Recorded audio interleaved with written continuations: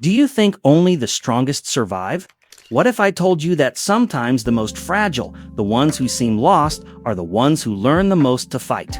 Arisu from Alice in Borderland was not born a hero. He started lost, vulnerable, and full of doubts. But it was precisely this fragility that became his greatest weapon. Today, we are going to dive into his mind and discover why every fear, every loss, and every decision shaped not only his survival, but his true strength. Get ready, because you will see that what seemed like weakness actually hides lessons that can change the way you face your own challenges. But first, if you are a fan of cinema psychology and want to understand the mind behind your favorite character, subscribe to the channel now so you do not miss any video.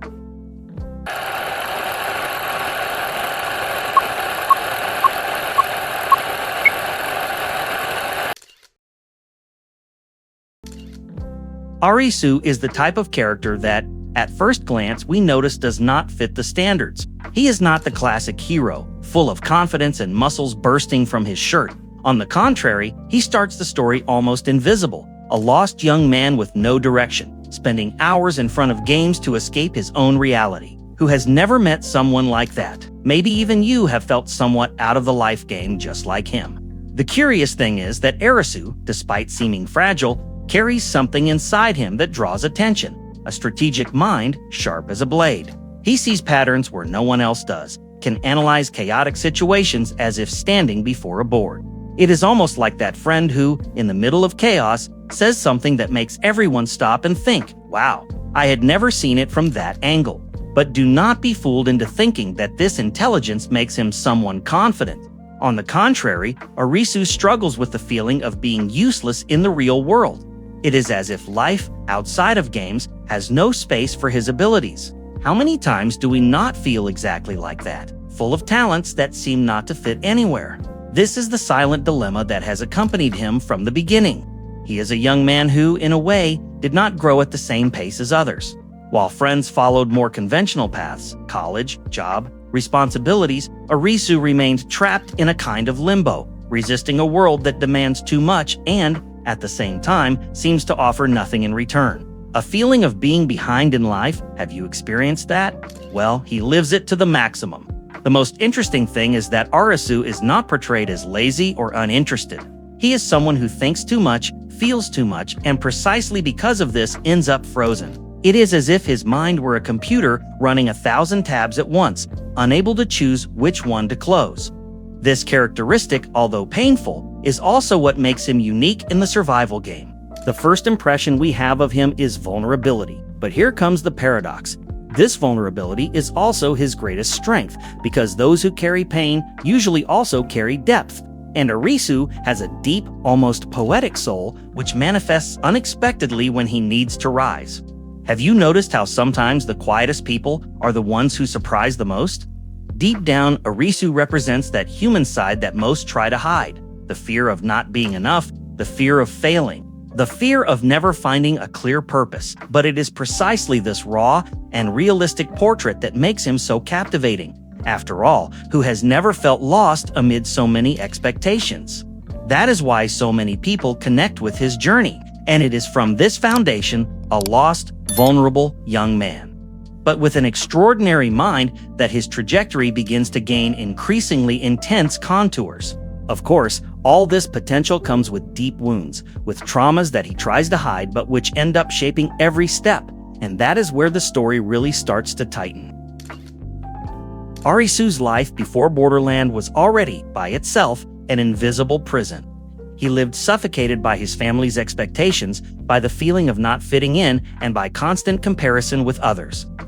This weight made him seek refuge in video games, where at least he had some control. But reality, cruel as always, did not forgive outside the screen. Arisu was just another young man considered a failure. When he and his friends are transported to that parallel universe, the contrast is brutal. Suddenly, what seemed like a flaw, his obsession with games, logic, and strategies, becomes a tool for survival. It is as if the world said, "Okay, Arisu, now it is your turn to play on the real board." Of course, with one deadly detail. Whoever loses pays with their life. This initial shock is fascinating because it reveals something many experience in silence. Sometimes, the skills that seem useless in our daily lives can become indispensable in another context. Who has never been underestimated until the moment when they needed exactly what you knew how to do?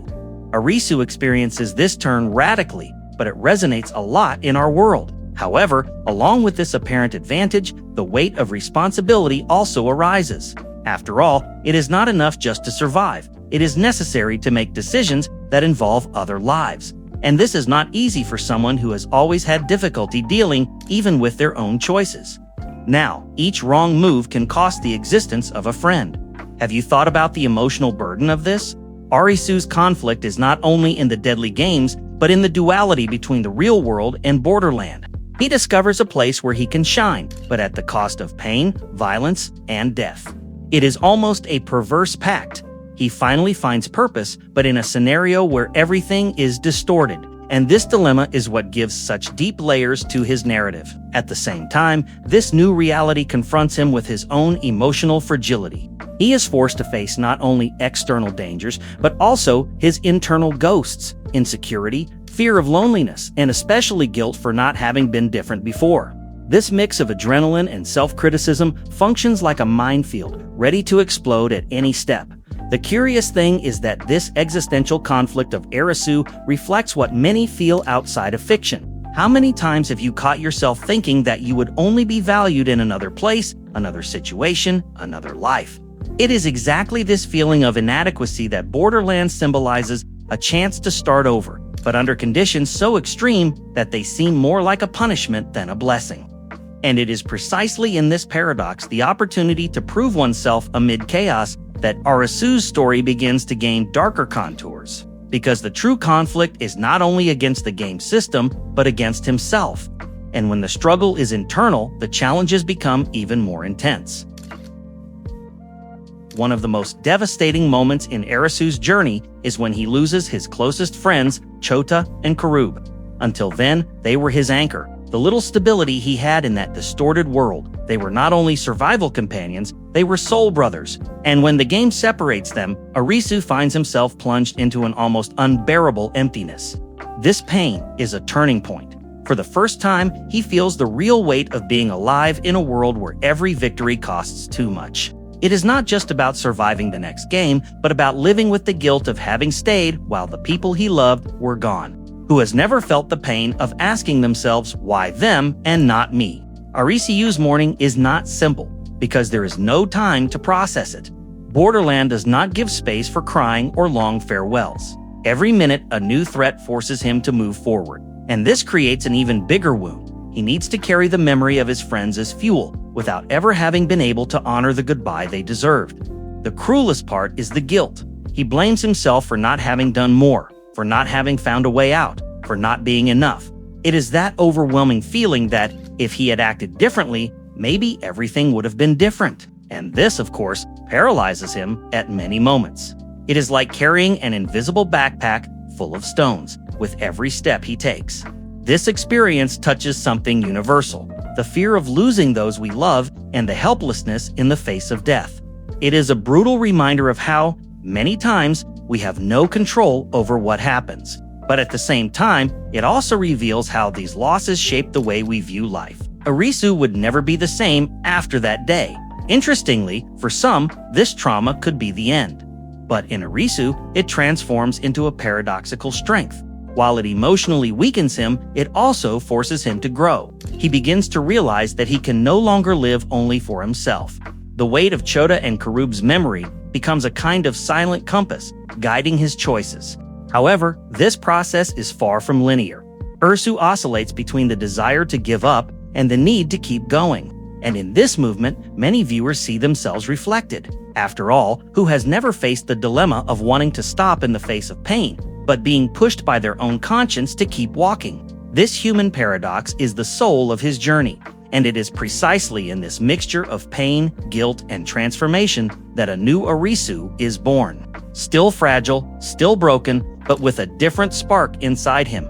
However, like every spark, it needs to be nurtured, and what comes next will test whether this flame will grow or be extinguished. Long before stepping into Borderland, Arisu already lived a cruel game at home. His father carried expectations that were too heavy, always comparing, always demanding, as if he were a defective piece of a perfect machine. This sense of inadequacy accumulated in his mind like a constant shadow. And between us, who has never felt small in front of someone who should have nurtured them, the problem is that when the pressure comes from the one who should offer the most support, the wound becomes even deeper. Arisu grew up believing he would never be enough, that no matter how hard he tried, he would always fall short. This creates an internal echo that follows him in every choice. I am not good enough. Have you heard that annoying little voice in your head? Well, he lives with it every day. This complicated relationship with his father not only affected his self-esteem, but also shaped his view of the world. Instead of seeing opportunities, Arisu saw walls. Instead of believing in his value, he hid behind games where at least he could prove something. It is as if life were a championship where he could never pass the first stage because he already started at a disadvantage. The most ironic thing is that in Borderland, his abilities finally find space. But this delayed validation does not erase the pain of the past. It is like receiving applause on an empty stage, after having spent years being booed by the audience that really mattered. This scar does not disappear, it just transforms into fuel, sometimes explosive, sometimes paralyzing. Arisu, in this sense, carries a wound that many people share, being compared. Perhaps you have also heard phrases like, "Look how so-and-so succeeded," or "If you tried harder, you would be like so-and-so." These words stick to the skin, even when we try to ignore them.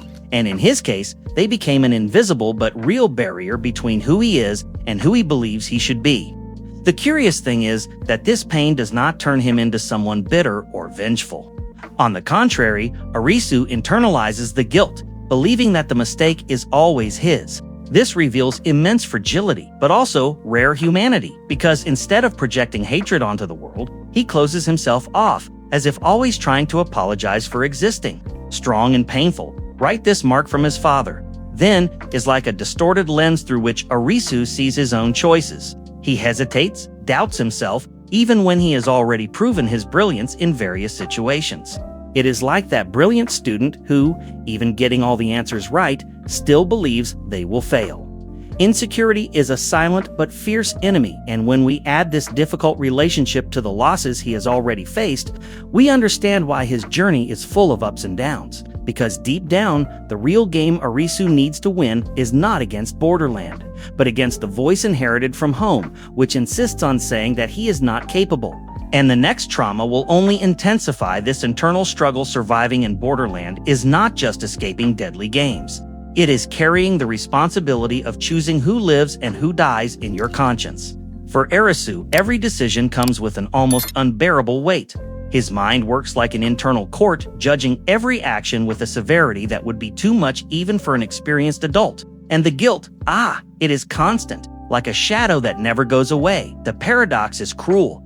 To stay alive, he needs to act in ways his heart rejects, attack before being attacked, deceive to survive, make choices that would shock any conscience. It is like being trapped in a chess game with human pieces, where each move defines real destinies. And Arisu feels the effect of every mistake on his skin, as if carrying the weight of the world on his shoulders. Guilt does not come only from mistakes, but from the simple act of staying alive. While others fall, he remains, and this corrodes his mind. It is that feeling many people know symbolically, survival amid crises, when realizing that being well may seem selfish in the face of others' suffering. For Arisu, this is literal and overwhelming. The emotional impact of this is profound. Every game, every choice increases internal tension. He needs to rationalize emotions that no one should need to face so early, like fear, pain, anger, and hopelessness, all at the same time. It is a psychological endurance training that transforms even the most vulnerable into a strategist. But at what cost? This trauma reveals something universal: the complicated relationship between survival and morality. Who has never found themselves in situations where, to keep moving forward, they had to do something they did not want to do? Arisu is an extreme mirror of this human experience.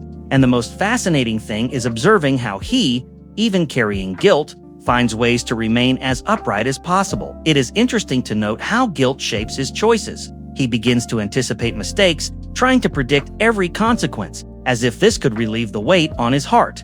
Every decision becomes a moral dilemma. and this not only tires him, but also makes him more empathetic and strategic. Pain hardens him, but also humanizes him. Paradoxically, the pressure to survive and the awareness of consequences make Arisu extremely careful, almost obsessive with details. He quickly learns that any carelessness can cost lives, not just his own, but others who trust him. And in this process, he begins to realize that responsibility is both a burden and a form of power. The ability to decide defines his existence, and it is in this delicate balance between survival, guilt, and ethics that Arisu walks toward becoming more than just a player. Every painful choice, every loss carried in his conscience shapes who he is. But of course, these invisible scars still follow him and will intertwine with the next challenges that test his mind and heart. Arisu carries a silent fear within himself: loneliness. In Borderland, being alone means not only physical vulnerability, but emotional as well. Every moment without allies intensifies the sense of fragility. It is as if the world were conspiring to show that, without connection, existence is even harsher. Who has never felt the chill of their own company as if it were an invisible enemy? On the other hand, depending on someone is also a huge risk. For Arisu, trusting means opening space for disappointments, losses, and guilt. He quickly learns that any partnership requires a delicate balance between trust and caution. It is a painful paradox. He needs allies to survive, but every bond increases the potential for pain, and this shapes his way of relating to others. This duality generates constant tension in his mind. He wants closeness, but fears being hurt. He desires support, but knows any weakness can be fatal. It is like walking on a tightrope, where every wrong step can bring down not only himself, but those beside him.